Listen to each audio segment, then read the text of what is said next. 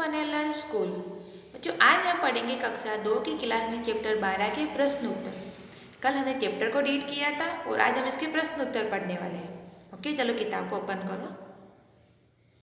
बच्चों आपने किताब को ओपन किया, पेज नंबर 73। हम आज इसके प्रश्न उत्तर पढ़ेंगे। बस के नीचे बाघ में पहला प्रश्न है, ऐसा क्यों? बस के नीचे पहुंचकर छोटे बाघ को अच्छा क्यों नहीं लगा? तो इसका उत्तर है, बस के नीचे पहुंचकर छोटे बाघ को इसलिए अच्छा नहीं लगा क्योंकि वह फिर से बस के भीतर मतलब अंदर जाना चाहता था। क्या तुम्हें कभी किसी बस या जीप से नीचे झांक कर देखा है? तुम्हें वहाँ क्या दिखाई दे रहा है? तो इसका उत्तर है, हाँ मैंने बस के नीचे झांक कर देखा है। उसके नीचे काफ़ी कल पुर्जे तथा पेट्रोल की टंकी होती है। बस के अगले हिस्से से घर घर की आवाज़ क्यों आ रही थी? बस के अगले हिस्से में घर की आवाज़ इसके इंजन से आ रही थी। प्रश्न 4, बस में ज़्यादातर लोग दाईं तरफ क्यों बैठे थे?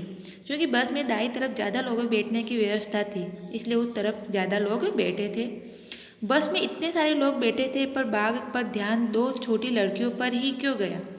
बाघ का ध्यान सबसे पहले दो छोटी लड़कियों पर इसलिए गया क्योंकि वे आगे की सीट पर बैठी थी।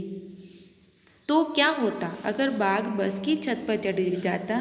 तो इसका उत्तर है, इसमें प्रश्न है, उसे दुनिया कैसी दिखाई देती?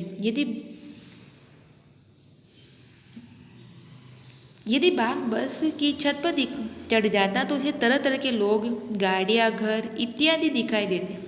बाघ के लिए वह एक विचित्र दुनिया होती। आसपास के लोग क्या करते?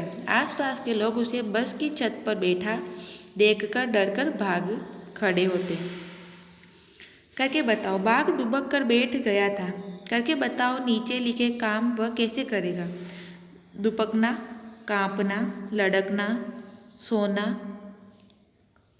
कीचड़ में चलना, दूध पीना, नहाना, दवाई खाना, ये सब बच्चों आप अपने स्वयं करना। क्या समझे? सामने की सीट पर बैठा आदमी उठा और अपनी दाहिनी ओर वाला दरवाज़ा खोलकर बाहर कूद गया। तो यह व्यक्ति कौन था? तो यह व्यक्ति बस का ड्राइवर था। बस में कितने दरवाजे होते हैं? 3। आगे क्या हुआ होगा? बस के सामने वाली सीट पर बैठे बाघ ने सामने देखा तो एक बस आ रही थी। बस में बहुत सारे लोग बैठे थे। बाघ को देखते ही लोग शोरगुल मचाने लगे और इधर उधर भागने लगे। यह देखकर शेर घबरा गया तथा जंगल की तरफ भाग खड़ा हुआ। डर निडर। बस में बैठे लोग बाघ के बच्चे से डर रहे थे। बाघ भी उन लोगों से डर रहा था। सोचो इन्हें कैसा लगता होगा जब कोई इनसे डर जाता है। छिपकली। छिपकली स्वयं भी मनुष्य से डरती है। मनुष्य को उससे डरता हुआ देखकर उसे आश्चर्य होता होगा। कुत्ता, जब कुत्ते से आदमी डरता है तो कुत्ते को स्वयं पर गर्व महसूस होता होगा। वह सोचता होगा कि वह इतना शक्तिमान है कि मनुष्य को भी डरा सकता है। फिर चूहा। चूहा आदमी से डरता है, लेकिन जब आदमी चूहे से डरने लगे तो चूहे को अच्छा लगता है। सांप को देखकर जब लोग डर जाते हैं तो सांप को अपनी ताकत पर घमंड होता होगा।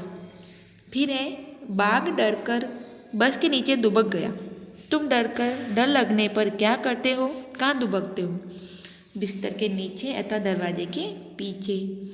बाघ से सब डरते हैं, पर इस कहानी में लोग बाघ के बच्चे से भी डर गए। ऐसा क्यों हुआ? लोग बाघ के बच्चे को देखकर इसलिए डर गए क्योंकि वह था तो बाघ ही। बाघ नामक जाति से मनुष्य डरता है, चाहे वह छोटा हो या बड़ा। अनोखी दीवार। बस के सामने वाली दीवार अलग तरह की थी। उसके आर पार देखा जा सकता है। वह दीवार क्या थी? वह दीवार बस के आगे के हिस्से का शीशा था, मतलब कांच था। किन किन चीज़ों के आर पार देखा जा सकता है? शीशा, पानी, पतला और पारदर्शी कपड़ा।